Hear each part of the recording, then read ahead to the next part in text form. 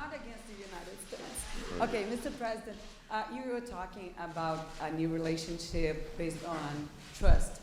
And President Dilma just mentioned when Brazil canceled this trip because a matter of trust. And Brazil is also in the middle of a very deep political and economical crisis. Can you trust one another in this moment to build this new chapter? Well, my President, oh, I'm sorry, go ahead. I'm sorry.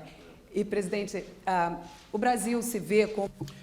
Madam President, Brazil views itself as a global player and leader in the world scene, and the U.S. sees Brazil as a regional player. How do you reconcile or strike a balance between those two visions? Well, I'm actually going to answer, in part, the question you just asked the President. We view Brazil not as a regional power, but as a global power. If you think about the preeminent economic forum for coordinating between major economies, the G20, Brazil is a major voice in that.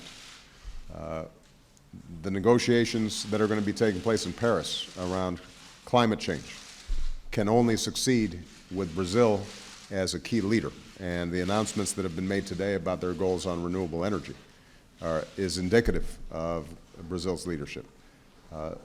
Brazil is a major global player. And I told President Dilma last night that the United States, as powerful as we are and as interested as we are in solving a whole range of international issues, recognizes we can't do it alone.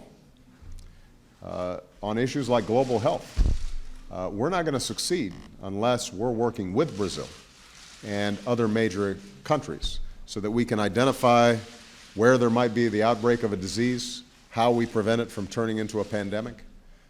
If we want to be successful on climate change, on countering terrorism, on making sure that we are reducing extreme poverty around the world, all the major countries have to be involved in that process. And Brazil, we consider to be an absolutely indispensable partner in these efforts. With respect to trust, I will say that President Rousseff and I have had an excellent relationship since she took office. I trust her completely. She's always been very candid and frank with me about the interests of the Brazilian people and how we can work together. She's delivered on what she's promised. When we met in Panama, we discussed, for example, the defense cooperation agreements that were just mentioned. She got those through Congress. As somebody who knows something about Congresses, I know that's never easy. So for her to use political capital in order to get that done, I think is indicative of the kind of reliable partner that she is. And so we believe that this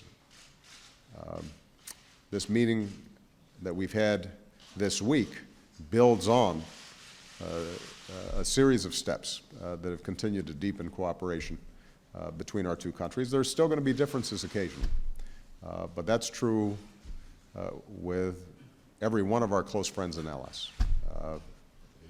No country is going to have identical interests.